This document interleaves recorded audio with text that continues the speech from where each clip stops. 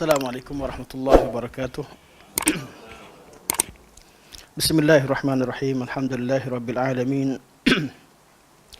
Nahmadullah ta'ala wa nashkuruh. Wa nusalli wa nusallimu ala sayyidina Muhammadin alladhi ballagha risalah wa adda al-amanah wa nasaha al-ummah hatta atahu al-yaqin wa ala alihi wa sahbihi ajma'in. Subhanaka la ilma lana illa ma 'allamtana innaka antal alimul hakim. Rabbi shrah li sadri wa yassir li amri wahlul 'uqdatam min lisani yafqahu qawli, amma ba'd. Fa inna asdaqal hadits kitabullah wa khairul hadi hadi Muhammadin sallallahu alaihi wasallam wa syarrul umuri muhdatsatuha wa kullu muhdatsatin bid'ah wa kullu bid'atin dhalalah wa kullu dhalalatin finnar, thumma amma ba'd.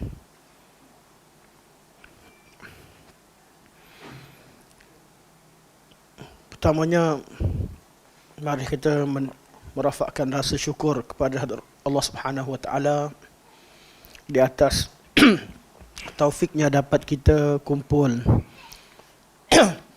pada malam ini. Dan yang keduanya, anda minta maaf, sepatutnya dah sembuh dah.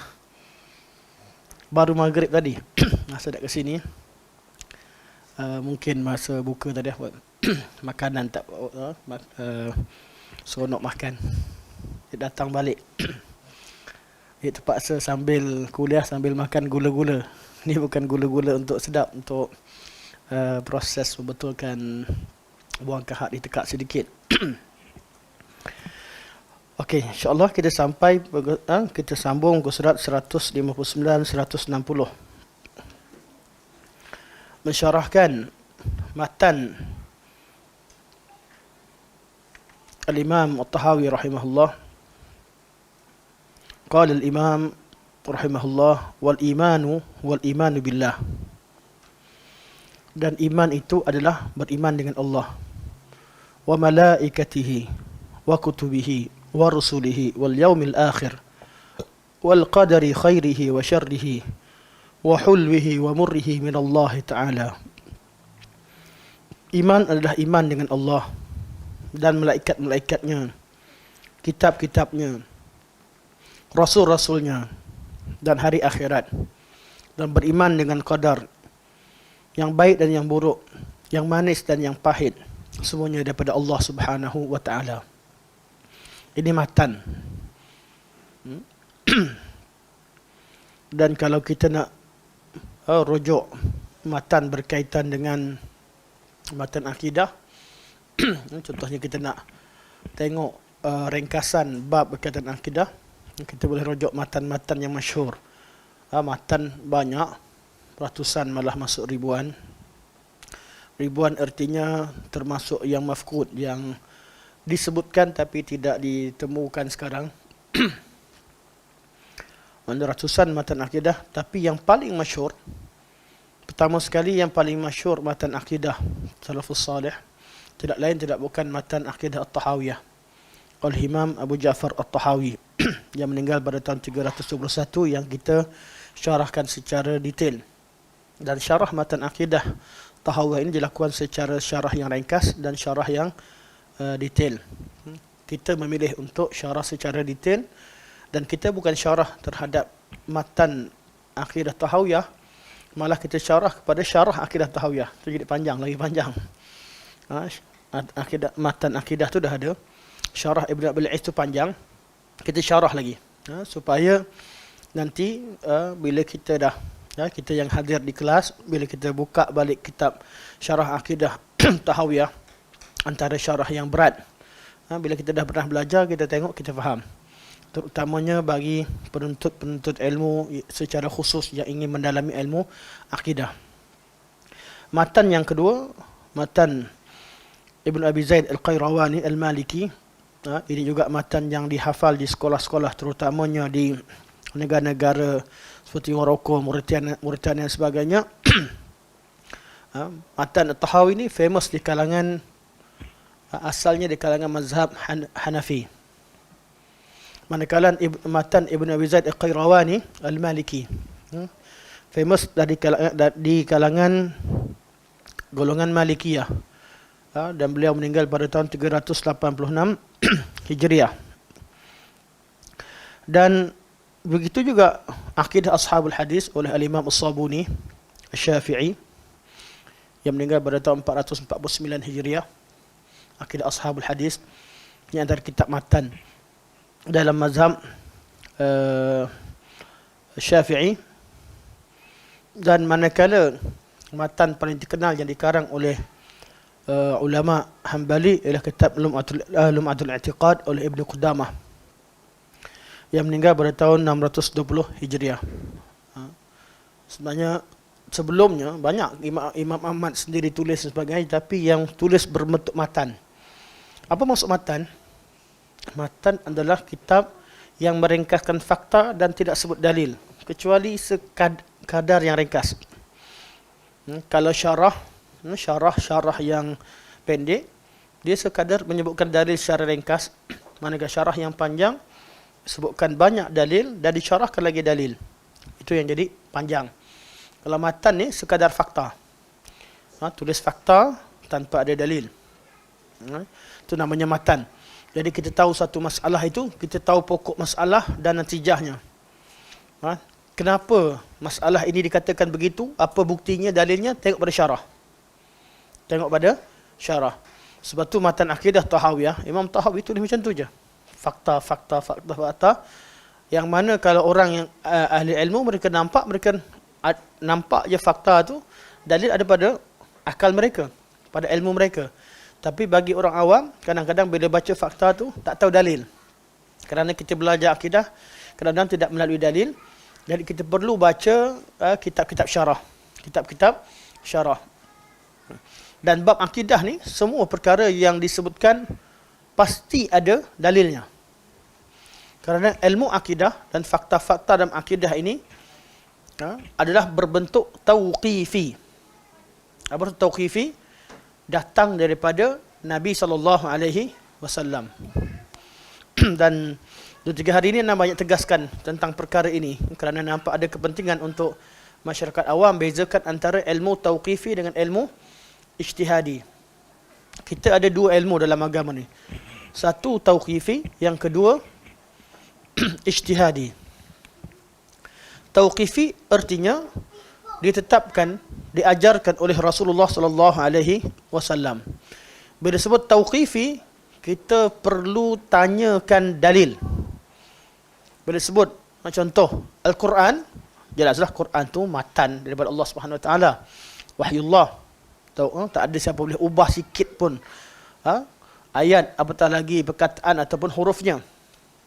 Kalau sebut hadis tauqifi, mana ada siapa boleh buat hadis? Mesti datang daripada Rasulullah sallallahu alaihi wasallam. Jazakallahu khair. Dan semua ilmu yang apa yang Nabi sampaikan itu, yang Nabi sampaikan, yang Nabi ajarkan, yang Nabi perintahkan, itu namanya tauqifi. Bila berkaitan dengan tauqifi, artinya kita kena cek dalil. Ada tak Nabi kata seperti itu? Ada tak Nabi ajarkan seperti itu? Manakala ilmu-ilmu memudahkan untuk kita faham terhadap apa yang Nabi sampaikan, dinamakan sebagai ijtihadi. Ijtihadi. Anda pernah sebut sebelum ni pun, cuma mungkin kita sebahagian kita lupa. Jadi kita ingat semula. Ilmu ada dua. Satu ilmu tauqifi, yang kedua ilmu ijtihadi. Ijtihadi artinya apa? Mereka meletak ulama membuat kaedah-kaedah untuk memudahkan masyarakat kemudian, atau memudahkan penuntut ilmu mengetahui hukum hakam atau mengetahui maklumat yang disampaikan oleh Rasulullah sallallahu alaihi wasallam. Okey. Hukum hakam, hukum fiqh dah sempurna belum zaman Nabi sallallahu alaihi wasallam? Dah. Akidah sempurna, Al-Quran sempurna, dan semua sempurna. Cuma orang datang kemudian, kita nak tahu hukum fiqh, kita perlu kepada istilah-istilah untuk memudahkan kita faham apa yang Nabi sampaikan. Maka wujudlah ilmu usul fiqh. Contoh yang Nabi suruh, dan kalau tak buat, Nabi ancam atau dia dosa, namakan sebagai wajib. Perkataan wajib dalam usul fiqh hanya disebutkan kemudian. Jadi ilmu usul fiqh adalah ilmu ijtihadi dari segi pengistilahannya untuk memahamkan perkara tauqifi, iaitu dalil-dalil yang diajarkan oleh yang disampaikan oleh Rasulullah sallallahu alaihi wasallam. Jadi kalau kita jumpa fi'il amar, apa yang Nabi perintahkan, kita katakan yang Nabi perintahkan ni wajib ke ataupun sunat atau harus, perkara yang harus. Maka adalah istilah-istilah ilmu usul fiqh bukan mewujudkan hukum yang baru, tetapi memahamkan kita terhadap nas Al-Quran dan hadis Nabi sallallahu alaihi wasallam. Ilmu qiraat bukan buat qiraat yang baru berdasarkan pada ijtihad, tidak. Ilmu yang mengumpulkan wajah bacaan yang Nabi ajarkan kepada sahabat.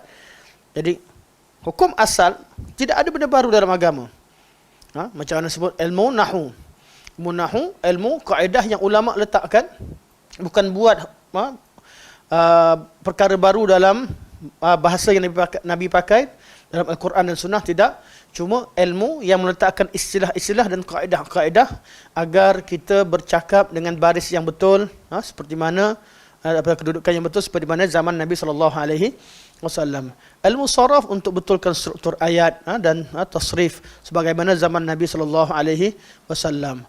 Ilmu apa lagi?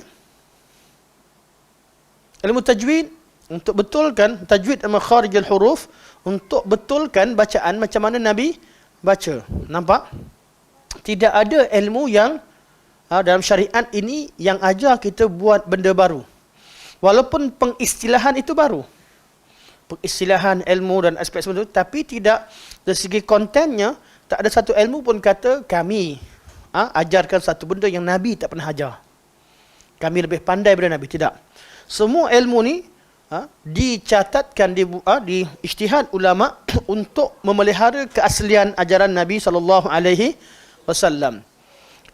Termasuk ilmu akidah. Apa yang kita sampaikan, apa yang kita belajar dan apa yang kita yakini dalam akidah umat Islam, semuanya datang daripada Nabi sallallahu alaihi wasallam. Ulama akidah dari zaman ke zaman sehingga zaman sekarang hanya meletakkan, membuat taksimat, pembahagian dan kaedah untuk mudahkan kita faham apa yang diajarkan oleh Rasulullah sallallahu alaihi wasallam. Contoh bila kata tauhid 3 Nabi tak sebut. Nabi tak sebut. Siapa pun tak kata Nabi ajarkan kepada Abu Bakar, Umar, wahai Abu Bakar, ketahuilah tauhid itu terbahagi pada 3, rububiyah, uluhiyah, asma sifat. Mana ada siapa kata macam tu? Tapi yang dibincangkan adalah ijtihad ulama dalam meletakkan tauhid 3 tadi bersesuaian atau tidak dengan apa Nabi ajarkan. Jadi kita kata sesuai.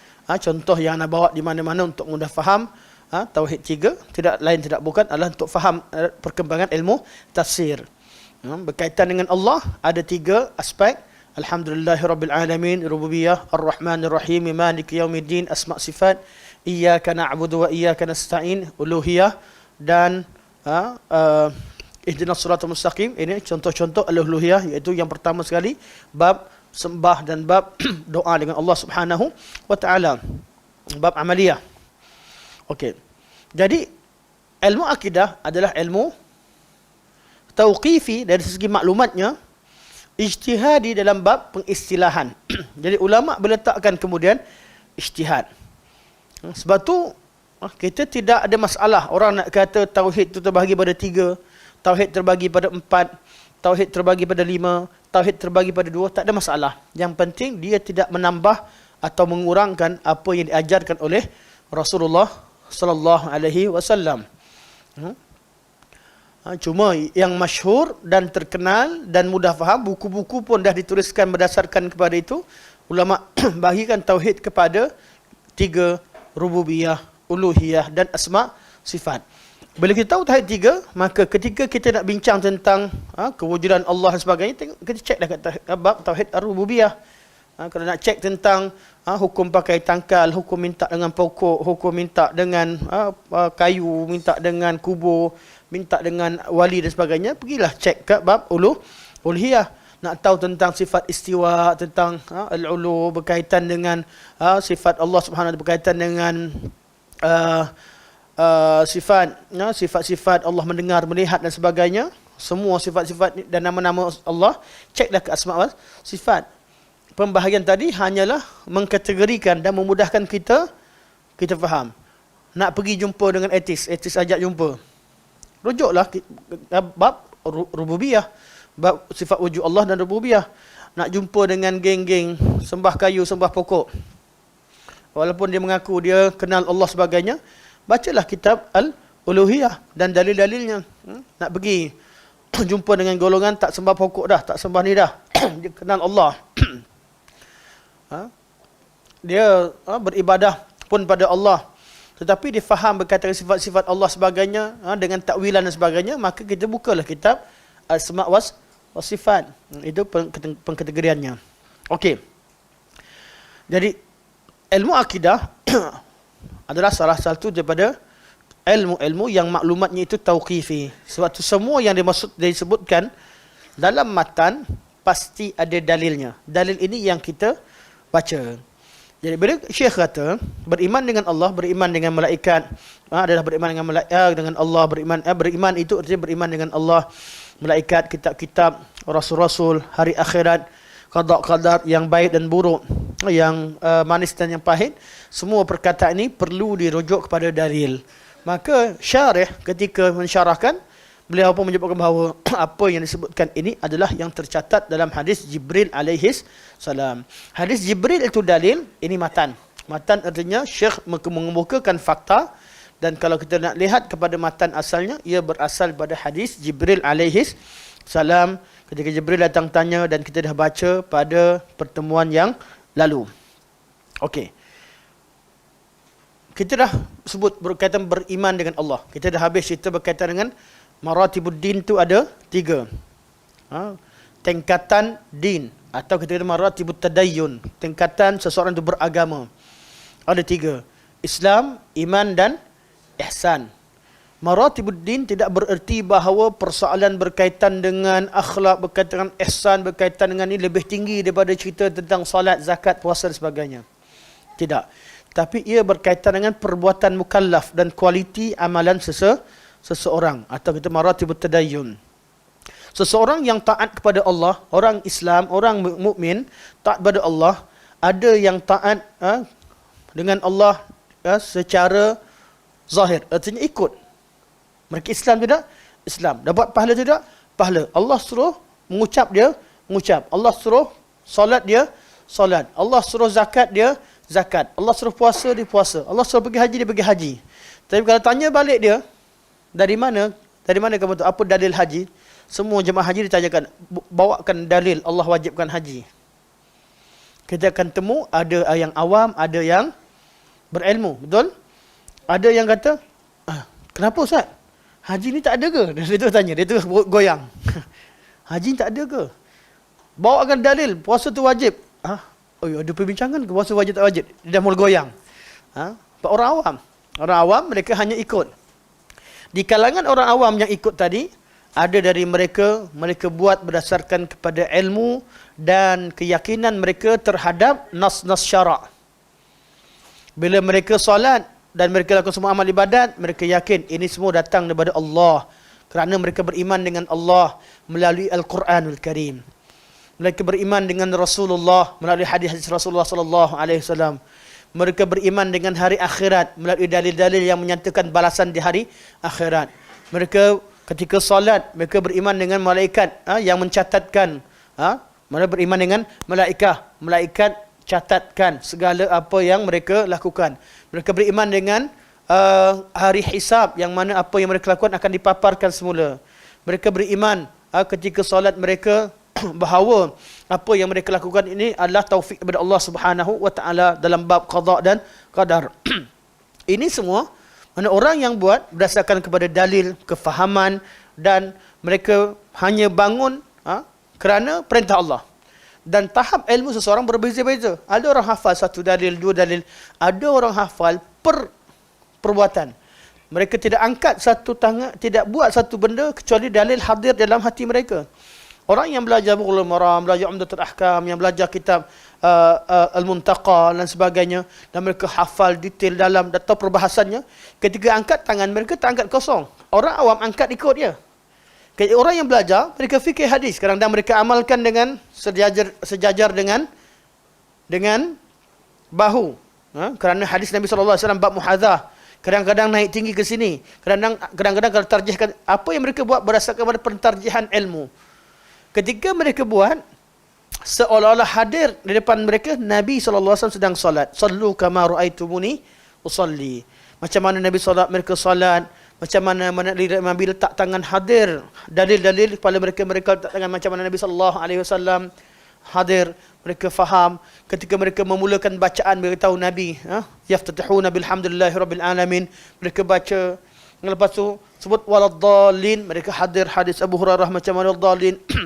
Kita berkaitan hadis Abu Hurairah. Nak baca bismillah perlahan tak kuat. Tiap-tiap yang mereka buat. Tiap-tiap perbuatan, amalan dan bacaan mereka buat seolah-olah nampak Nabi SAW sedang ajarkan satu per satu. Jadi mereka ni buat dengan iman, buat dengan ilmu. Mereka bukan buat sebab ikut guru dia, ikut siapa-siapa, sebab mereka jumpa dalil yang diajarkan oleh Nabi SAW. Level orang yang begini dengan level yang pertama sama tak sama? Tak sama. Sebab tu tugas kita taat pada Allah Subhanahu Wa Taala. Orang Islam begitu je, taat pada Allah. Kemudian dah hari ke hari mengangkat kejahilan kita, bukan sekadar kita taklid ikut, angkat kejahilan sehingga level amalan kita naik kepada level iman. Kita buat dengan ilmu, buat dengan kefahaman. Dan iman yang paling yang menjadi rukun iman, beriman dengan 6 perkara. Berkaitan dengan keimanan kita, dia akan kembali kepada 6 perkara yang akan kita bincangkan satu persatu sebentar lagi. Kemudian orang yang beramal begitu, sampai satu masa dia akan menghayati sebenarnya apa yang dilakukan, oleh kerana semua perbuatan dibuat kerana Allah dan dibuat dengan hati bahawa Allah, bila dia lakukan satu amalan, hadir kalamullah, hadir kalam Rasulullah, seolah-olah ketika solat dia tahu Allah sedang ada di depan dia, Allah tengah uji dia macam mana solat dia macam Nabi ke tidak. Lama-lama datanglah level ihsan, itu kualiti dalam amalan. Kenapa 3 saja? Anda dah sebut pada pertemuan yang lalu, kerana orang Islam tujuan mereka belajar adalah untuk beramal. Bukan belajar untuk tahu sahaja. Belajar sekadar tahu, mungkin ada Yahudi yang tahu, mungkin ada orientalis yang tahu tentang ajaran Islam, tapi dia tidak amalkan. Orang Islam dia belajar dengan tujuan untuk beramal. Maka level Islam yang paling bawah adalah Islam. Level orang yang beragama Islam paling bawah, level Islam, iman dan ihsan. Sama ada Islam, iman, ihsan, semua mereka beramal. Bukan pembahagian ini seperti pembahagian golongan sufi yang mengatakan level syariat, makrifat dan hakikat, yang memisahkan umat Islam pada umat yang beramal macam Nabi, pada umat yang tidak dapat ilmu direct pada Allah, dan juga umat yang paling tinggi yang bersatu dengan Allah wa'azubillah. Apa yang mereka, semoga maha tinggi Allah daripada apa yang mereka sifatkan. Jadi level Islam itu semua umat Islam perlu ikut Nabi SAW. Cuma dalam bab kualiti amalan itu berbeza. Di sini maksud maratibuddin. Seolah-olah kita kata maratibut tadayyun, level orang beragama. Okey. Masuk kepada iman yang hadis Jibril, tak boleh kita syarahkan. Kita masuk pada pertama sekali al-imanu billah. Iman dengan Allah mengandungi 4 perkara. Apa dia? Tajuk besarnya beriman dengan kewujudan Allah pertama. Yang kedua, beriman dengan rububiyatillah, dengan ar-rububiyah. Yang ketiga, beriman dengan al-uluhiyah. Dan yang keempat, beriman dengan asma' was sifat. Beriman dengan kewujudan Allah mengandungi apa? Mengandungi kepercayaan berikut. Kita percaya bahawa seluruh manusia telah diletakkan dalam diri mereka fitrah untuk kenal Allah dan tahu Allah itu wujud. Cuma ada di kalangan mereka yang fitrah mereka telah bertukar, oleh kerana ideologi tertentu. Fitrah bertukar artinya dia rasa Tuhan tak wujud. Tapi bila ketuk kepala dia sikit, bila kena pukul sikit, dia cuba cari Allah, Allah. Menangis. Nak cari Tuhan. Kapal terbang goyang sikit, dia dah mula cari Tuhan. Ketika dia sakit ke hospital, Allah, Allah, Allah. Dia tahu. Waktu tu tak ada siapa tolong dia kecuali Allah Subhanahu wa ta'ala. Wajahadu biha wasaiqanatha anfusuhum. Dia ingkar dengan mulut, tapi sebenarnya di lubuk hati dia, dia yakin. Dia yakin. Dia hanya lawan dengan kita hanya kerana zulman wa uluwa. Dia nak rasa tinggi dan sombong. Tak nak mengaku. Oleh kerana ideologi tadi. Sebab tu kita katakan bahawa sekadar kenal Allah, sekadar buktikan Allah tu wujud dan beriman dengan kewujudan Allah, dia belum jadi orang beriman. Tapi itu salah satu daripada ilmu step awal. Kalau jumpa dengan seseorang, pergi dakwah dengan dia, kita dakwah apa? Adakah kita ajar dia buktikan Tuhan tu wujud? Tak. Kita ajak dia masuk Islam, mengucaplah. Berimanlah dengan Allah. Macam mana beriman dengan Allah? Asyhadu an la ilaha illallah, asyhadu anna Muhammadar Rasulullah. Itu tauhid al-uluhiyah. Tapi kalau dipersoalkan, tengok dipersoalkan apa? Kalau dipersoalkan pertama sekali kewujudan Allah, maka kita baru dengan dia ni, kita jawab dengan bukti kewujudan Allah. Kebiasaannya orang tak persoalkan itu. Jadi iman berkaitan dengan kewujudan Allah, ilmu tadi kita belajar dengan tujuan untuk jadi senjata kita ketika berhujah dengan kaum yang mengingkari kewujudan Allah. Tapi nisbah mereka sedikit. Kalau kita berjaya yakinkan dia Allah itu wujud, adakah dia dah jadi Islam? Belum. Dia belum Islam. Dia belum Islam. Hanya percaya bahawa Tuhan itu wujud. Tapi itu sebahagian daripada ilmu. Kerana dia jalan. Kewajipan pertama yang nak senangkan adalah mengucap kalimah la ilaha illallah atau tauhid al-uluhiyah. Jadi, beriman dengan kewujudan Allah, pertama sekali kita beriman bahawa apa yang akidah berkaitan kewujudan Allah adalah suatu perkara yang wujud secara daruri dalam fitrah diri manusia. Secara daruri artinya semua orang tahu. Sebab itulah orang-orang dalam hutan ke mana-mana ke, dia cari Tuhan je tak? Cari Tuhan. Kalau tak, dia buat apa? Dia etis lah. Jumpa ke orang etis dalam hutan? Tak ada. Ada yang sembah barang-barang ada. Sebab fitrah tentang kewujudan Allah, bahawa alam ini ada yang menciptakan, ada yang berkuasa dan merasakan diri itu lemah, perlukan bantuan, itu wujud dalam diri manusia. Cuma fitrah tadi kalau tak dibimbing, siapa yang bimbing? Kalau tak ada Nabi Rasul, syaitan, fajtalathum syaitan, syaitan yang akan rosakkan fitrah seseorang. Tugas syaitan yang utama adalah rosakkan fitrah manusia agar tidak menyembah Allah Subhanahu wa ta'ala. Dalam diri kita ada fitrah, tapi fitrah tadi perlu dipandu oleh wahyu. Sebab tu perlukan dakwah. Bukan berarti fitrah semua orang bila dalam keadaan begitu dia selamat, dia punya fitrah dah jadi orang Islam, masuk hutan confirm muslimin, tengah solat sujud, tak. Tafasil syariah, detail apa yang perlu dilakukan dalam syariat ini takkan diketahui kecuali melalui Rasulullah sallallahu alaihi wasallam. Namun perasaan fitrah yang asal tentang merasakan Tuhan itu wujud dan merasakan diri manusia itu lemah, perlukan kepada Tuhan yang tempat dia meluah, meminta dan sebagainya, fitrah itu wujud. Sebab tu tugas seorang pendakwah ketika berdakwah, ajarkan, arahkan fitrah manusia kepada menyembah Allah Subhanahu wa taala, supaya ketika itulah baru hati manusia, fitrah dia tenang. Selagi dia pergi cari Tuhan macam-macam, dia rasa tak tenang. Itulah yang Nabi Ibrahim hujahkan, cerita tentang berhujah, ada orang pergi sembah matahari, kemudian last sekali dia tak tenang macam mana, kejap ada, kejap tak ada, tengok pada bulan, bintang dan sebagainya. Ini semua berkaitan dengan kita belajar detail dalam bab dalil wujud Allah Subhanahu wa taala. Pertama kena tahu, dalil wujud Allah itu secara fitrah. Maka bukti-bukti kewujudan Allah, dalil pertama dia dalil fitrah. Dalil kedua kita panggil dalil akal. Dalil akal. Dalil akal Allah sebutkan kat mana? Al-Quranul Karim. Al-Quranul Karim. Dalil akal ada berapa? Banyak. semua makhluk Allah alamin adalah dalil kewujudan Allah Subhanahu wa taala. Cuma diringkaskan kepada 5 dalil yang sebut sebelum ni. Dalil fitrah pertama, yang kedua dalil akal. Dalil akal ni diringkaskan kepada beberapa dalil, antaranya dalil khalq, dalil yang penciptaan. Kita kena buktikan bahawa tidak ada yang mencipta. Sebab tu bab berkaitan dengan wujud Allah dan rububiyah ni sama. Dia lebih kurang sama. Sebab tu ada ulama yang gabungkan terus untuk mudah kita pecahkan, untuk kita faham, mudah faham. Dalil khalq, dalil penciptaan. Kita bila jumpa dengan etis mana-mana, dia kata kami buat kapal terbang. Memang buat kapal terbang, tapi buat kapal terbang dari apa? Dari tiada ke atau menggunakan makhluk Allah? Mesti dia buat kapal terbang, dia cari besi, dia cari dia buat besi, dia buat skru, dia pergi gunakan semua yang Allah ciptakan. Kamu tidak mengadakan sesuatu, kamu hanya menggunakan makhluk Allah. Dari al-khalq wal ijad hanya milik Allah. Dalil ini dalil yang tak boleh dibangkang oleh mana-mana etis sejak zaman dulu sampai sekarang.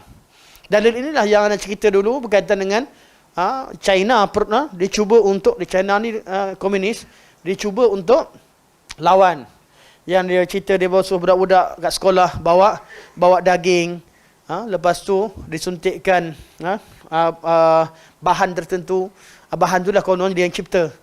Tunggu lepas seminggu buka balik daging tu penuh ulat. Dia kata kami ciptakan ulat.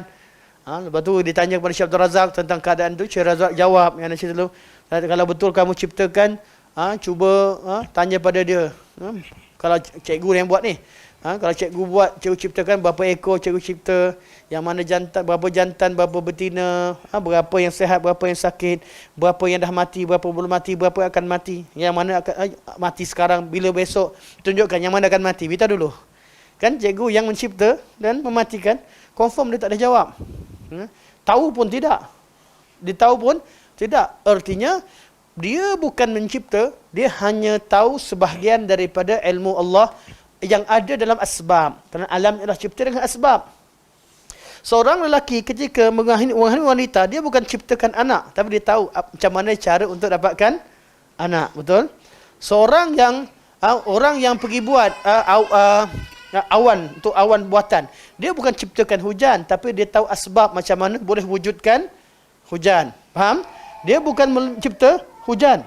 Dia hanya tahu asbab. Allah bila bukakan kita ilmu asbab, asbab inilah asbab untuk kita kenal Allah, bukan untuk menafikan kuasa Allah Subhanahu wa taala. Ini kita bincangkan dalam dalil khalq.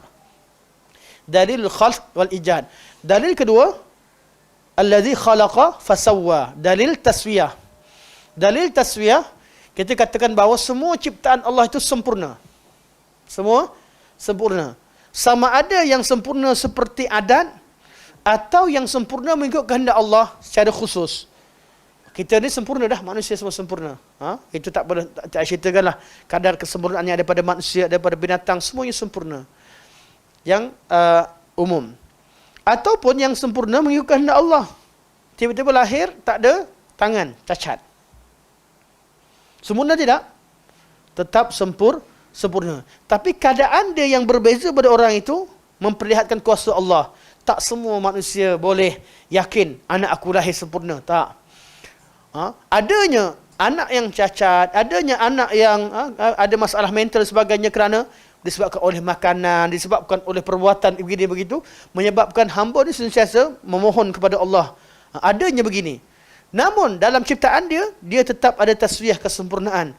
Kerana orang yang tak ada tangan tadi, dia boleh dengan kaki dia pegang pen, boleh melukis. Cuba bagi kita buat. Tak boleh buat apa-apa. Tapi disebabkan Allah cipta ada kekurangan. Pertama, untuk manusia yang sihat ni dan yang mak ayah dan keluarga berdoa kepada Allah agar Allah ciptakan makhluk yang zurriyatan tayyibah, zuriat yang baik dan sempurna. Kita minta doa Rabbi habli min ladunka zurriyatan tayyibatan innaka sami'ud du'a. Tayyibah termasuk semua sekali, nak yang sempurna, nak yang ni. Namun kalau Allah berikan makhluk yang berbeza, yang mempunyai kemampuan berbeza, di sana dalam penciptaan mereka kita akan nampak kebesaran Allah. Kerana Allah ciptakan sempurna. Kita rasa kalau tak ada tangan, tak boleh lukis, tiba-tiba orang ada kaki pun melukis. Kadang-kadang dia melukis dengan mulut. Melukis dengan mulut. Cantik. Kita nampak kebesaran Allah di sana. Ini nama dalil taswiyah. Kita rasa, itu kalau sesama makhluk, sesama manusia. Tengok pada makhluk lain, tak ada kaki, tak boleh jalan. Yang boleh berjalan, makhluk yang melata. Ada yang kita kata, kalau hidup dalam air kita tenggelam. Tak, Allah cuba cipta makhluk yang duduk dalam air tapi tak tenggelam. Syaratnya, makhluk tu nampaklah bukti dengan jelas. Jangan percaya pula ada duyung-duyung. Sebab kalau tak percaya dengan kuasa Allah, kita percaya kuasa Allah. Tapi berkaitan dengan makhluk, perlu ada dalil. Ada bukti ilmiah. Kalau nak sebut tentang makhluk, nak sebut ada wali sekian kencing jadi emas.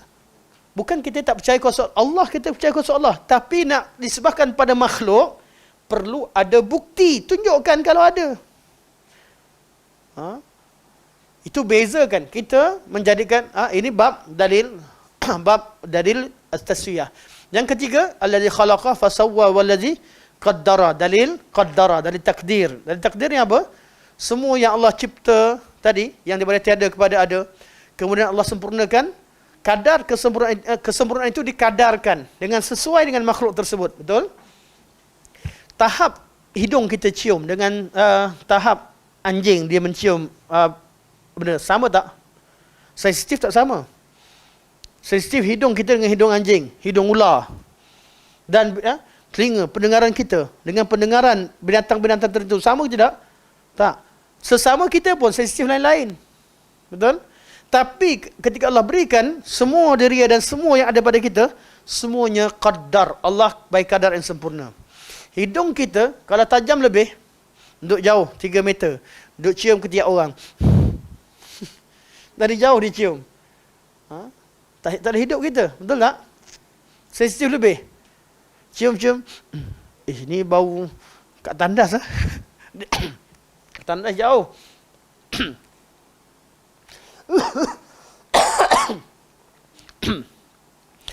Jadi, kadar yang Allah berikan kepada seseorang, tiap-tiap orang itu Allah berikan kadar yang sempurna dalam penciptaannya. Bismillah.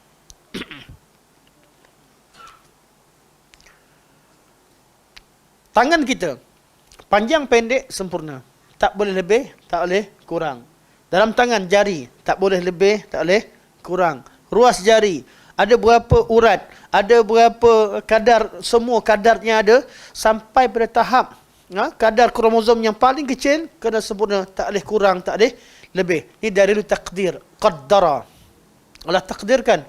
Mata kita, tak boleh kurang. Kurang pakai kacamata lama-lama sampai tak nampak. Dan tak boleh lebih. Kalau lebih pada biasa, hidup tak tenang.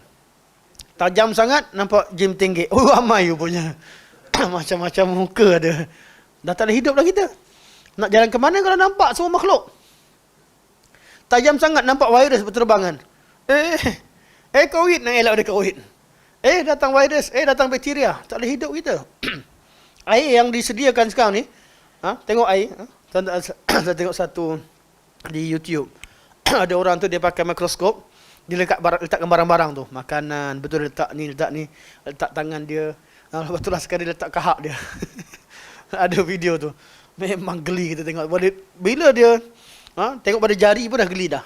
Tengok pada kulit yang bersih tu pun dah nampak geli. Rupanya dalam badan kita ni berjuta, malah berbilion makhluk menumpang. Kita tak tahu. Kita nampak dalam diri kita hanya makhluk Allah. Kita ni makhluk Allah.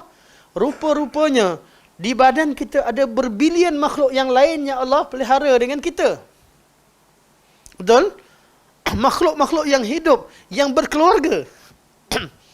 Yang ada keluarga. Betul tak? Itu dalam diri kita, dalam diri binatang.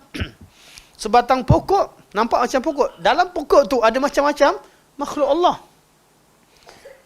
Dalam sebatang pokok, ada kita nampak keluar cendawan sebagainya. Dalam cendawan tu ada berbilion makhluk yang lain. Alhamdulillahirabbil alamin. Allah yang Rabb pada seluruh makhluk. Tiap-tiap makhluk tadi kalau detailkan, hatta kalau kita sekarang kita paling famous corona lah. Virus yang paling kecil corona dibesarkan. Tiap-tiap yang ada pada badan corona tersebut ada fungsinya tersendiri. Ini bukan badan kita ini. Semuanya takdir, dari takdir.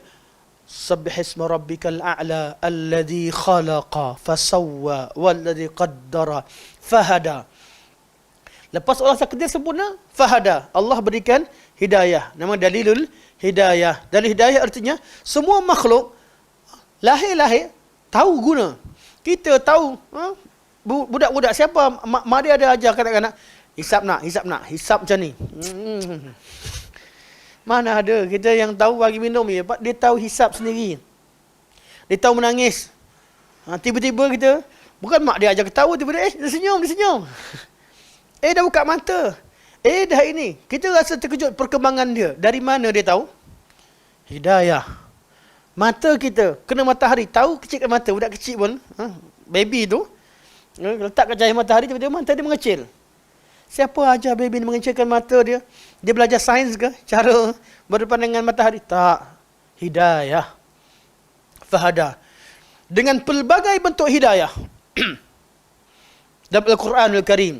Yang berkaitan dengan agama, berkaitan dengan syurga neraka, hidayatul irsyad, hidayatul taufiq. Tapi hidayah-hidayah yang lain, yang Allah beri, hidayah terlalu banyak. Allah berikan hidayah kanak-kanak mengenali makanannya, mengetahui minumannya. Sebab tu bila Nabi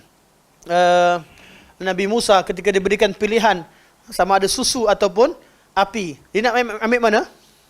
Susu. Cuma malaikat alih tekan ke api. Oh, dia budak-budak, tak tahu tak kena api. Hakikatnya fitrah itu wujud. Dan ini namanya dalilul hidayah.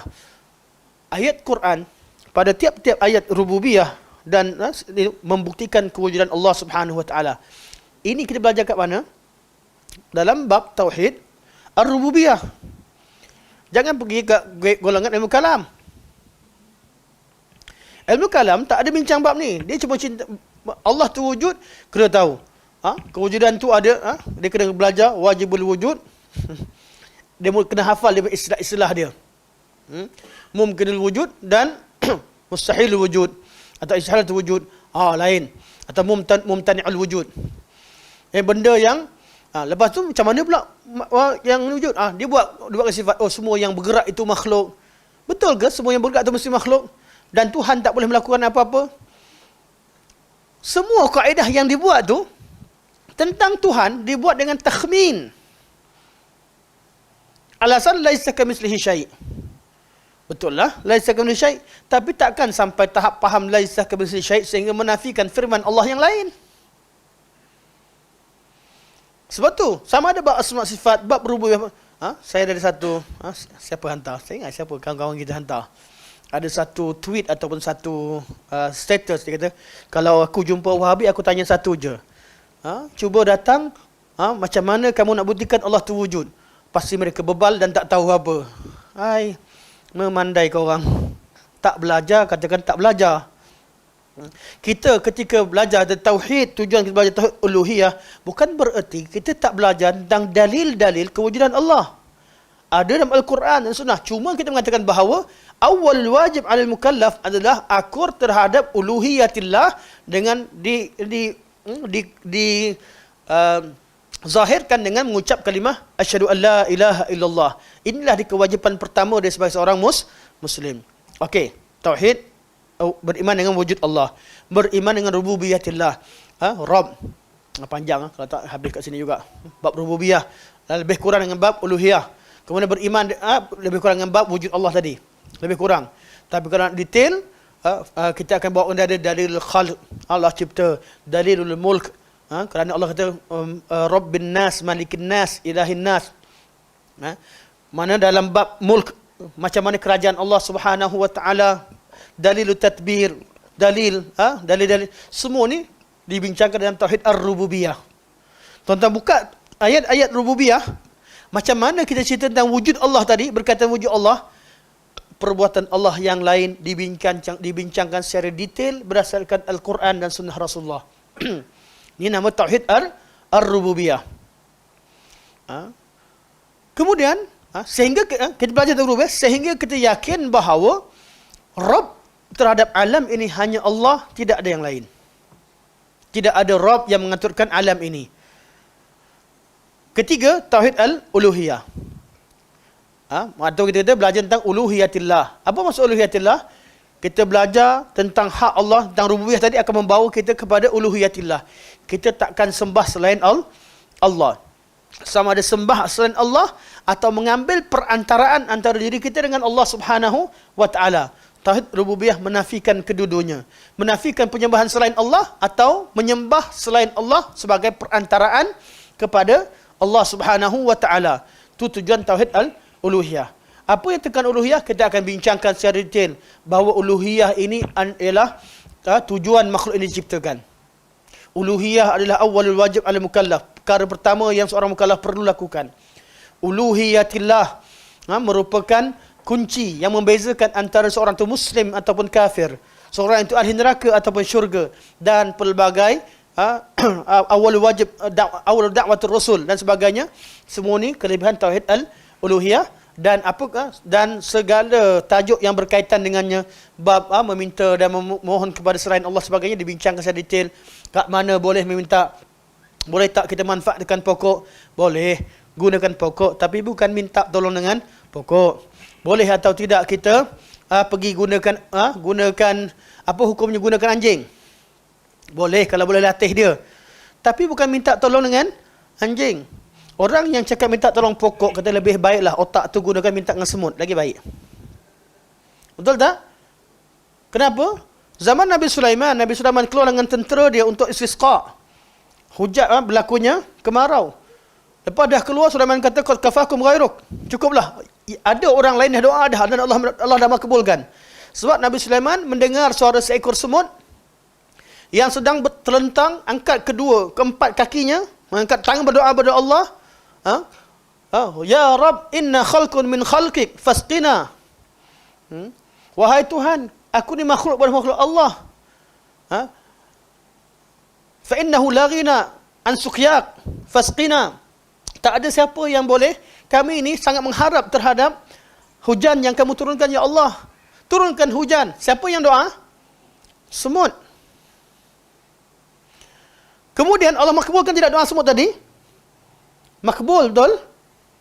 Orang yang pergi minta kat pokok wali, lebih patut pergi minta dengan semut. Semut banyak tak? Banyak. Wali belum tentu ada kat situ. Roh wali ada kat mana? Dekat kubur yang tipu banyak. Kalau betul sekalipun tak tahu kat mana roh dia, kat mana. Kita tak tahu perkara ghaib. Yang tahu makhluk yang mustajab doa, semut. Lepas ni pergi kat semut pula dah. Jangan. Ini cakap ni untuk cabar, untuk logikkan kita. Bab amalan, kita kena ikut apa yang Nabi ajar, bukan ikut logik. Bab ibadah, bukan ikut logik. Kalau ikut logik, dengan semut pun kita boleh tawasul. Cakap dengan semut, doakan aku semut. Kau kan mustajab doa. Semut tengah berjalan, terlentangkan dia. Ting. Kau buatlah macam Sulaiman. Kan, terlentangkan dia. Itu kerja bodoh. Tak ada orang buat begitu, memang tak ada pun. Tapi nak kata, kalau semut tu confirm dalil, ada dalil semut meminta pada Allah, Allah mustajabkan. Kita tak minta dengan semut. Kenapalah pergi minta dengan pokok? Benda yang lebih jauh lagi. Wallahu alam. Semoga Allah berikan kita hidayah dan kekalkan kewarasan akal kita dan memahami agama Allah Subhanahu wa taala. Itu bab uluhiyah. Kita belajar sehingga kita sembah Allah dan tidak sembah selain Allah. Nak ulang-ulang balik benda ni supaya benda ni masuk dalam kepala. Yang ketiga, kita sama-sama kita dah kenal Allah, sembah Allah. Mana kenal Allah dengan sembah Allah berbeza sedikit. Di kalangan ahli Islam tadi berbeza macam mana sifat Allah. Ini bab rububiyah kita nampak Allah ciptakan, Allah bab rububiyah perbuatan Allah nampak kesannya pada makhluk. Tapi bab perbuatan Allah istiwa, mana siapa nampak? Allah Maha Tinggi. Allah, macam mana ilmu Allah, macam mana perbuatan kalamullah, ketika macam mana Lauhul Mahfuz, tak tahu. Semua ni kita belajar di tauhid asma' wa sifat. Tauhid asma' wa sifat bab yang paling tersembunyi. Bab paling tersembunyi yang mana kita perlu rujuk kepada Al-Quran dan hadis. Kerana ini cerita tentang zat Allah. Cerita tentang nama Allah dan sifat Allah. Kalau tauhid ar-rububiyah, kita nampak apa yang Allah lakukan. Daripada maf'ulatillah, kesan daripada perbuatan Allah. Allah ciptakan makhluk. Kita nampak makhluk. Allah letakkan qada dan qadar. Kita nampak apa yang berlaku qada qadar, mengandungi baik dan buruk. Kita dapat faham. Tapi sampai pada tahap asma' wa sifat, Allah beristiwa atau tidak, jangan memandai-mandai tukar kalamullah, mustahil Allah istiwa. Jangan pandai-pandai. Bab ini bab ghaib yang paling memerlukan kepada ketundukan terhadap nas. Sebab tu bab asma sifat, orang yang menafikan Allah istiwa, menafikan sifat-sifat Allah bukan bab kecil. Dia telah meletakkan meletakkan, meyakini bahawa kemampuan akal dia mampu memustahilkan apa yang Allah sebut. Allah kata Allah istiwa, dia kata mustahil. Allah kata Allah Subhanahu wa taala berkata-kata, dia kata mustahil. Kalau Allah kata-kata sekalipun tak boleh ada suara yang didengar. Oh, Musa dengar sebanyak ketika bercakap Allah, suara pokok. Jangan memandai-mandailah. Beriman sahaja dengan Allah. Beriman sahaja dengan kalamullah. Sebab tauhid asma sifat berkaitan nama Allah, sifat Allah yang berkaitan dengan zat Allah, diri Allah. Ini bab asma sifat, bab yang paling ghaib, yang perlu kepada iman. Sebab tu orang Islam yang dah selamat tauhid rububiyahnya, mungkin dah selamat uluhiyahnya, tetap masih lagi kurang faham dalam asma' wa sifat. Sebab tu perlu kepada nilai, sebab tu asma' sifat ni bab tauhid yang memerlukan kepada kefahaman dan ketundukan terhadap nas. Kalau orang, kenapa ulama pisahkan bab asma' sifat daripada bab rububiyah? Supaya berlaku adil terhadap orang-orang yang akan kesilapan. Ada orang ilmu dia tak betul sampai dia mengaku ada yang tadbir alam. Orang ni ketepikan masalah. Tapi ada orang dia tahu Allah tadbir alam. Cuma bab sifat-sifat ni dia rasa dengan ilmu yang dia belajar daripada ilmu mantik, ilmu sifat, dia nampak dia dah takrifkan. Dia belajar ilmu mantik. Ilmu mantik ni apa? Ilmu mengajarkan kita takrif dalam bab tasawur dan mengajarkan kita qiyas dalam bab tasdiq.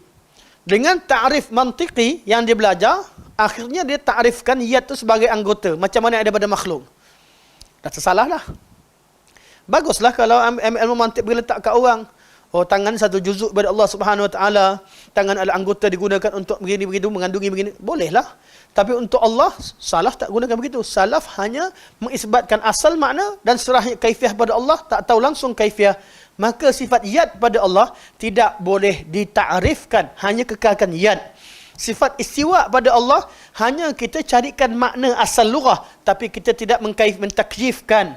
Kita kata istiwa dalam bahasa Arab, istawa ala berarti Allah meninggi, Allah beratas, ala wartafa. Fahamkan makna asal. Cukup, tetapi tidak mengkaifiahkan. Sehingga menceritakan kalau Allah ke atas artinya ada yang meliputi, ada yang di bawahnya. Allah memerlukan pada arasy macam-macam ilzamat yang dilakukan. Itu adalah perbuatan golongan ahlul kalam. Ini punca kesilapan. Yang dah percaya macam tu pecah pada dua. Satu yang nak isbatkan. Kalau Allah dah kata, Allah ada tangan, dan tangan ni confirm berjuzuk, confirm berjisim, percaya je lah, Allah ada jisim. Apa susah? Melampau pula. Ni jadi golongan mujassimah. Golongan musyabbihah. Siapa mereka? Ahlul kalam. Siapa mereka musyabbihah? Ahlul kalam, yang terdiri daripada golongan Syiah yang pada awalnya golongan Syiah sebagainya, yang cenderung, dan golongan asal pada Yahudi yang cenderung kepada menyamakan Allah dengan makhluk. Berlaku. Yahudi kata Allah ciptakan alam, Allah penat. Allah ni ada tangan, tapi tangan Allah terbelenggu, tak nak bagi, lokek. Yadullahi maghlulah. Ni golongan musyabbihah dan mujassimah dari kalangan golongan Yahudi, melampau. Dan Yahudi lah yang bawa pemikiran, termasuk ilmu kalam sebagainya, mereka yang sebarkan pada peringkat awalnya. Jadi kecenderungan yang pertama, bila mereka tafsirkan ayat dengan kefahaman kaedah ta'rif yang dibuat dalam mantik, memang tak kena. Ta'rif mantiki adalah untuk mengkategorikan makhluk, bukan mengkategorikan Allah Subhanahu Wa Taala. Maka tak boleh dengan kategori makhluk kata Allah tak boleh begini begitu. Tak, untuk bab Allah pisahkan. Bab sifat Allah pisahkan. Allah takkan sama makhluk, dan apa sahaja Allah beritahu kita beriman. Kan settle. Inilah dia kaedah Ahlus Sunnah wal Jamaah. Pisahkan. Berkaitan dengan Allah, laisa kamitslihi syai'. Kalau nama Allah sama dengan nama makhluk sekalipun, laisa kamitslihi syai'. Walaupun nama Nabi Allah, sifat Allah disebutkan sama sifat makhluk, laisa kamitslihi syai'. Allah mendengar, makhluk mendengar, laisa kamitslihi syai'. Allah berkata-kata, makhluk berkata-kata, laisa kamitslihi syai'. Allah Subhanahu wa taala memiliki wajah, makhluk memiliki wajah, laisa kamitslihi syai'. Allah memiliki tangan, makhluk memiliki tangan, laisa kamitslihi syai'. Dengan syarat apa yang kita kata tu Allah kata, Nabi kata. Tapi mesti dengan ayat laisa kamitslihi syai'. Bukan dengan cara al-kalam. Allah mendengar. Oh, kalau mendengar artinya Allah mendengar artinya ada telinga, contoh. Mujassimah. Mustahil Allah mendengar ada telinga. Oh, kalau Allah bercakap, berkata-kata, oh mustahil ada suara sebab ketika ada suara. Jangan memandai-mandai. Kita tahu Allah tu bercakap dengan suara didengar, tapi nanti sama dengan makhluk. Jangan pandai-pandai buat ilzam terhadap perbuatan Allah kecuali apa yang Allah sebut. Percaya dan jangan kiaskan, jangan buat tafsiran yang menyamai apa yang disebutkan oleh makhluk. Cukup isbatkan secara makna asal. Makna yang asal dan serahkan kaifiahnya kepada Allah Subhanahu wa taala. Maka tauhid, selesai dah tauhid, bukti kewujudan Allah, rububiyah, uluhiyah dan asma dan sifat. Kemudian kita pergi pada beriman dengan malaikah. Apa maksud beriman dengan malaikah? Itu beriman dengan Allah Subhanahu wa taala dan rasulnya dalam bab apa yang diceritakan berkaitan dengan malaikah. Apa maksud beriman dengan malaikat? Okay. Pertama, beriman dengan kewujudan malaikat.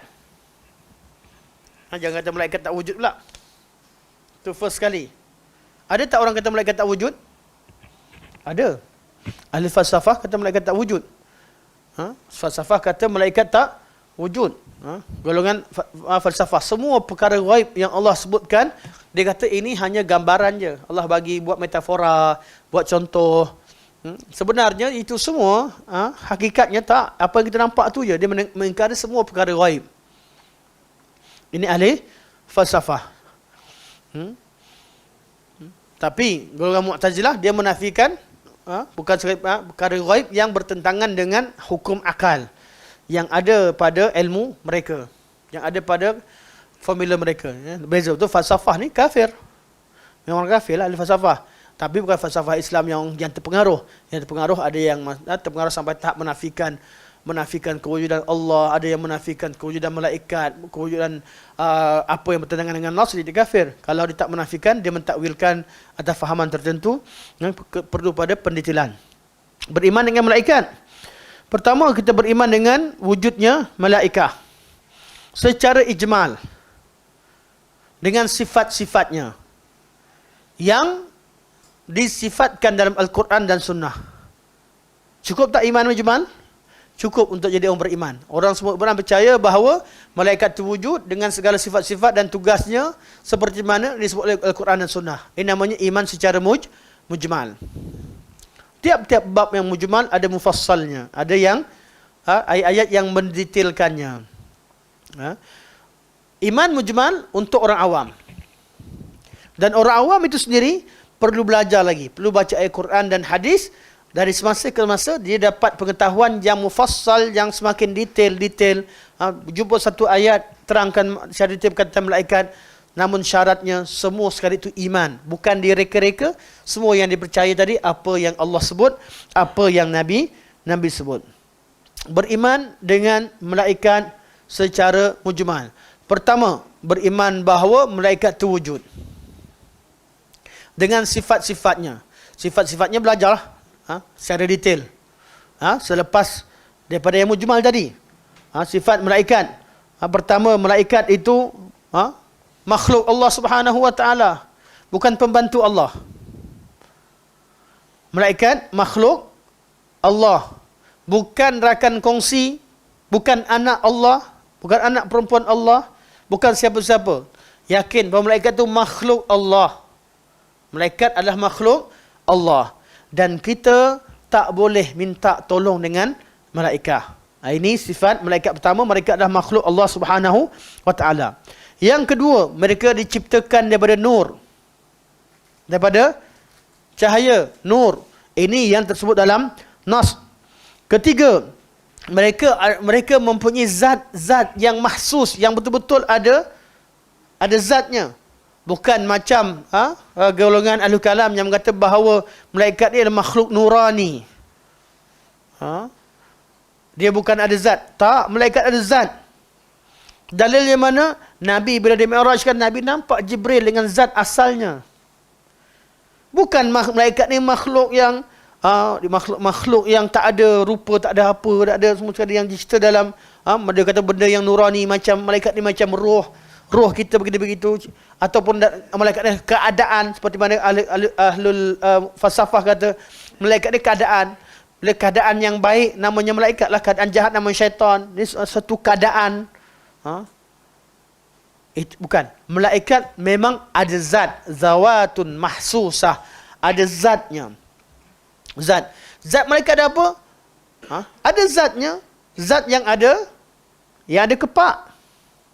Ada sayap, betul? Sayap. Ada yang ada dua sayap. Nas menyatakan bahawa paling kurang sayap malaikat itu dua. Ada yang dua, ada tiga, ada empat dan ada yang lebih. Jibril memiliki 600 sayap. Zat lah tu. Bukan benda alam nurani. Seperti mana disebutkan ilmu kalam. Betul-betul zatun mahsusah. Zat yang memang malaikat tu betul-betul malaikat. Makhluk Allah yang ada zat. Yang dapat membezakan. Oh, okey, ni fulan. Oh, ni Jibril. Ni Mikail. Ni Israfil. Kenal malaikat tu. Bukanlah satu keadaan. Bukan juga alam nurani. Dia memang zawat. Yang memang ada sayapnya. Memang betul-betul zat. Beriman dengan malaikat. Juga beriman bahawa mereka ni penduduk langit. Tempat tinggal malaikat kat mana? Langit. Orang kata, kan ada kat sini Ustaz, kiri kanan. Ini malaikat yang turun. Yata'aqabuna fikum malaikatun bil-laili wa malaikatun nahar.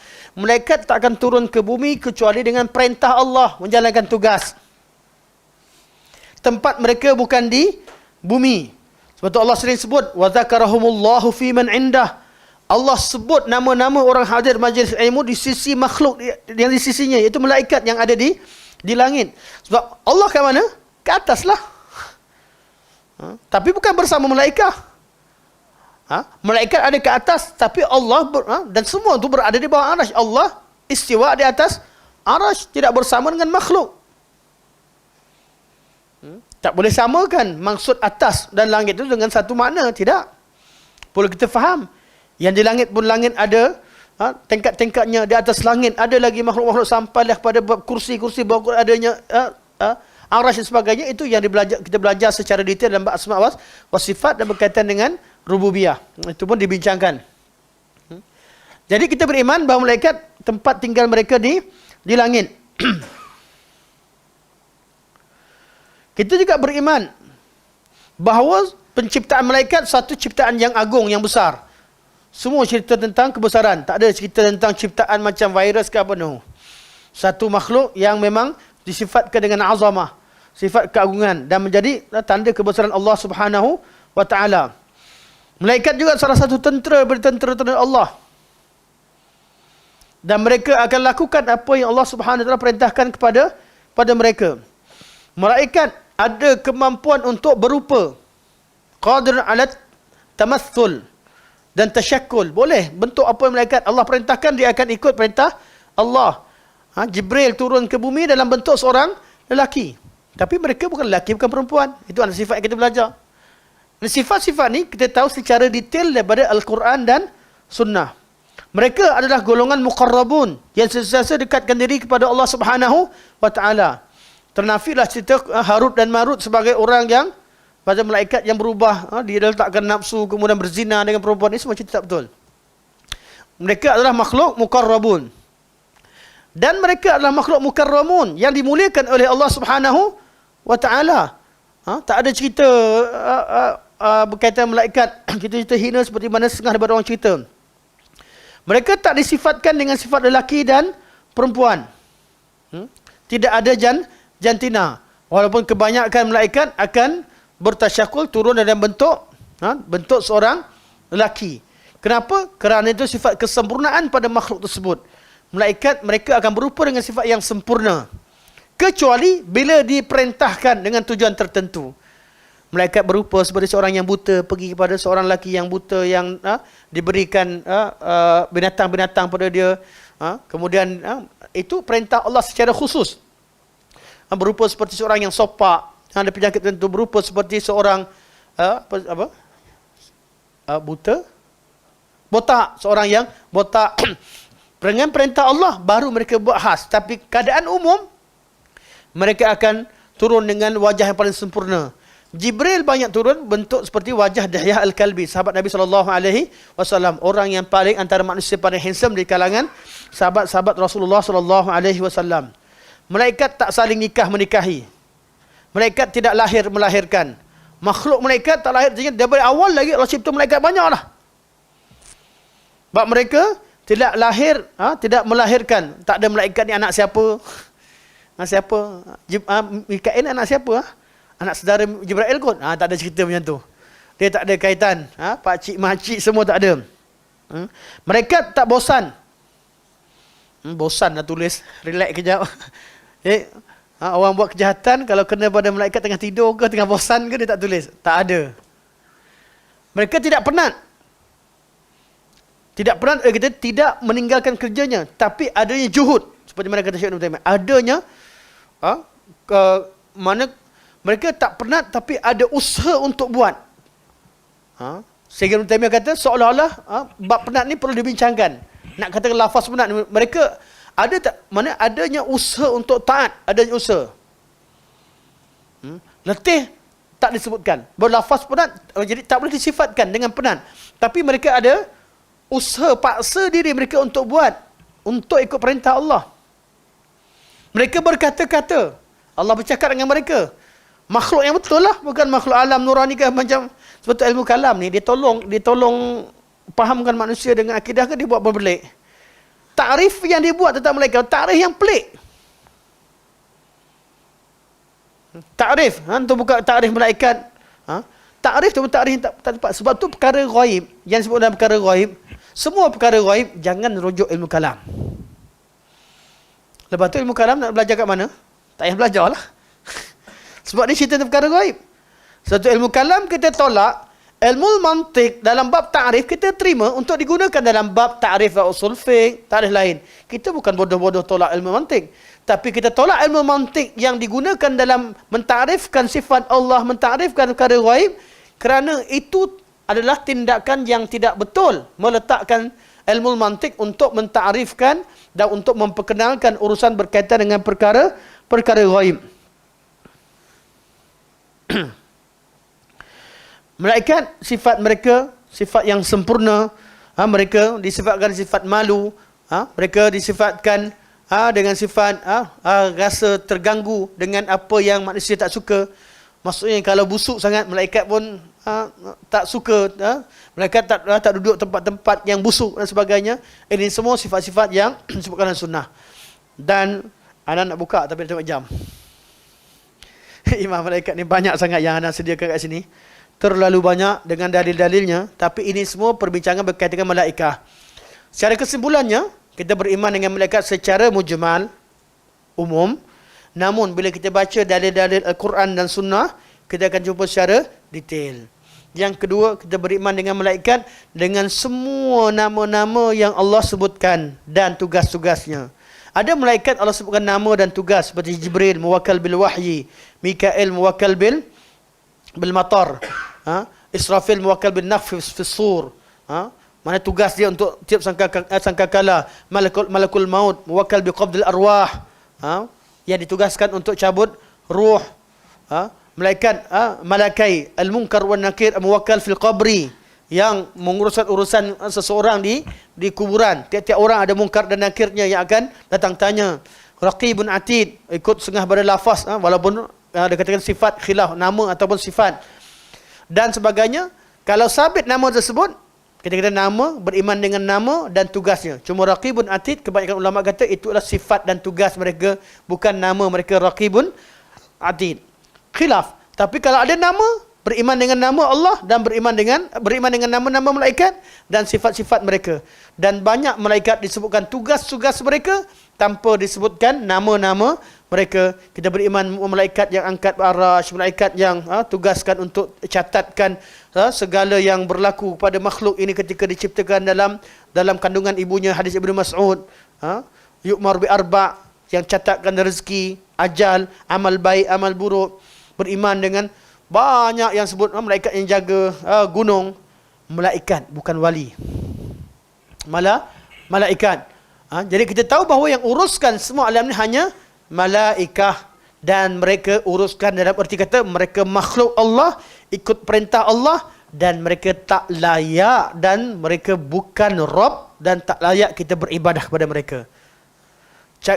Bukan kiaskan malaikat uruskan alam kemudian boleh minta dengan malaikat, kecuali malaikat yang ditugaskan. Khilaf ulama. Malaikat ditugaskan untuk tunjuk jalan orang yang sesat di padang pasir. Tugas malaikat ni ulama khilaf kerana hadisnya hadis yang boleh jadi hasan, boleh jadi dhaif. Mana kalau jadi hasan li ghairi. Jadi malaikat yang ditugaskan untuk tunjukkan jalan di padang pasir. Bagi ulama yang kata sabit, dia boleh, maknanya ketika berdoa kepada Allah Subhanahu Wa Taala, doa dengan Allah, minta tolong Allah, dan kata wahai hamba Allah, tunjukkan aku jalan yang betul. Boleh tidak? Kalau ada dalilnya. Bukan kerana istighatsah dengan malaikat kerana malaikat itu memiliki sekian-sekian. Tak. Memang dalam perkara itu ada dalil. Tapi rajihnya dalilnya lemah, dhaif. Cuma Imam Ahmad rahimahullah ada dua riwayat, ada riwayat Muhammad tolak, ada riwayat Muhammad kata dalil tersebut boleh terima tahsin, maka diamalkan. Diamalkan kerana dalil tadi, bukan kerana beristighatsah dengan makhluk. Maksudnya berdoa kepada Allah Subhanahu Wa Taala, dan boleh berkata, wahai hamba daripada hamba Allah, tunjukkan, mudahkan jalan, tunjukkan jalan, kerana Allah tugaskan mereka. Terhad pada perkara tersebut. Tapi rajihnya dalil ini dalil yang dhaif. Kalau orang bawakan dalil, kalau kata Imam Ahmad amalkan, dan kata sahih, sebab bukan kerana istighatsah dengan makhluk, minta dengan makhluk, tapi minta dengan Allah. Dalam bab itu ada dalil tugas malaikat dalam perkara tersebut, dan Nabi ajarkan, perintahkan kita untuk minta kalau sabit. Tapi rajihnya tidak sabit. Kalau kata sabit, silakan bagi yang terima dengan terima tadi kerana hadis, tolak kerana tidak terima hadis tersebut. Bukan kerana dengan kaedah boleh minta dengan makhluk. Jelas? Okey. Jadi selesai beriman dengan malaikat. Banyak lagi cerita malaikat, tapi cukuplah kat sini. Satu kitab saya sudah menasykhar tu takkan nak bawa semua. Kitab tu tebal. InsyaAllah akan datang kita cerita beriman dengan perkara-perkara seterusnya secara ringkas. Mana daripada rukun iman yang mujmal, kita tafsirkan sedikit-sedikit supaya kita nampak gambaran secara umum apa yang terkandung dalam ilmu akidah. Malangnya ilmu tauhid, ilmu akidah yang ada pada ilmu kalam, hilang semua benda ni. Saya bukan nak kutuk, tapi selepas pengalaman dan buka, sampai sekarang saya kumpul kitab-kitab ilmu kalam yang ada, mereka hanya sibuk bincang tentang pertama sekali yang mungkin dengan wajib. Bincang. Betul awal semua perbincangan. Bab yang begitu luas hanya difokuskan pada sifat pun hanya perbincangannya hanya sifat-sifat tertentu. Sifat tertentu hanya fokus kepada satu asalnya. Yang satu dibincangkan tu adalah hanyalah berkaitan dengan logik. Tuhan itu wujud, Allah tu wujud dengan logik, sifat-sifat yang disebutkan yang mustahil dan wajib bagi Allah di sisi akal, secara mungkin tak mungkin, dan banyak yang disebutkan itu bukanlah perkara yang tepat. Sebab itulah lebih baik belajar dalam semua ni, belajar dengan dalil lebih sempurna, lebih faham, dan kita akan nampak ilmu itu luas dan juga sempurna. Belajar yang ada secara kita belajar secara ringkas pun nampak sempurna, makin detail makin nampak sempurna. Belajar dengan kaedah yang tidak ada dalam syarak. Betul ilmu kalam. Ilmu kalam ilmu ijtihadi ke ilmu tauqifi? Ijtihadi. Ijtihadi dia betul atau tak betul? Tak betul. Itu bezanya. Ijtihadi dan istilahan ada dua. Kalau tauqifi, carikan dalil. Ada dalil, tak ada dalil. Ijtihadi, kita cek. Ijtihad tu betul atau tidak dengan apa yang disebutkan. Ada ijtihad yang betul, ada ijtihad yang salah. Malah ilmu kalam, bukan sangat ijtihadi yang silap dalam perkara biasa. Silap dia sampai langgar pada apa yang Allah dan Nabi beritahu. Sebab tu ulama tolak. Berbeza tauhid tiga. Tauhid tiga, alhamdulillahirabbil alamin, arrahmanir rahim, maliki yaumiddin. Iyyaka na'budu wa iyyaka nasta'in. Qul a'udzu birabbin nas, malikin nas, ilahin nas. Ya ayyuhan nas wa'budu rabbakum alladzi khalaqakum walladzina min qablikum la'allakum tattaqun. Kemudian fala taj'alu lillahi andada wa antum ta'lamun. Wa in kuntum fi raibin mimman nazzalna 'ala 'abdina fa'tu bi suratin min mithlih wad'u syuhada'akum min dunillahi in kuntum shadiqin. Semua ni ayat rububiyah, uluhiyah, asma, sifat. Ayat berkaitan uluhiyah, an-nubuwah wal ma'ad yang kita bincangkan bukan benda yang baru. Pengislahan untuk kita mudahkan. Kita cari, kat mana rububiyah kat ayat ni? Kat mana uluhiyah? Kat mana asma, sifat? Kat ayat ni, kat hadis ni. Bukan bawa benda baru. Bukan menafikan yang wujud. Dan ilmu kalam ada dua. Yang bawa benda baru, golongan mujassimah dan sebagainya. Yang tolak yang wujud, golongan penafi sifat atau mu'attilah. Tolak sifat. Dan perbincangan kita nampak sampai ke dalam-dalamnya kita nampak tidak ada ilmu yang sempurna kecuali melalui ilmu akidah. Tak ada jalan lain kecuali melalui Al-Quran dan sunnah Rasulullah sallallahu alaihi wasallam. Soalan last. Abu Muaz komplain mana Muaz? Komplain, sangkar. Siapa lagi? Abang Wan. Mana Abang Wan? Geng tu dah tutup pintu dah. Pergi sangkar dulu. Okey. Soalan. Adakah mendedahkan aurat termasuk dalam perkara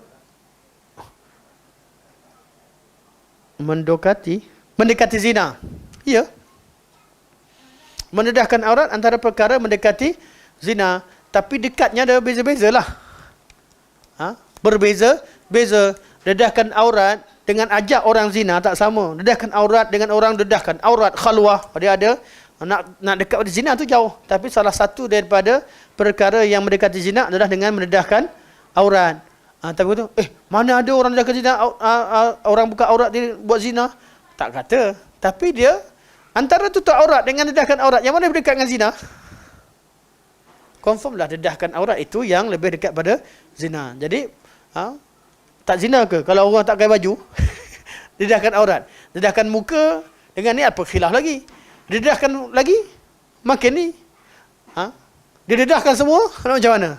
Tak dekat zina namanya. Cuma ada level-level lah. Dedahkan aurat itu ada level-levelnya. Ada aurat yang berat, aurat yang ringan, aurat yang menarik perhatian, aurat, ada perbincangannya. Tapi dedahkan aurat memang perkara yang mendekatkan kepada zina. Allahu a'lam. Subhanakallah wa hamdika asyhadu an la ilaha illa anta astaghfiruka wa atubu ilaik. Wa sallallahu ala sayyidina Muhammad wa ala alihi wa sahbihi wa baraka wa sallam. Alhamdulillahi rabbil alamin. Assalamualaikum warahmatullahi wabarakatuh.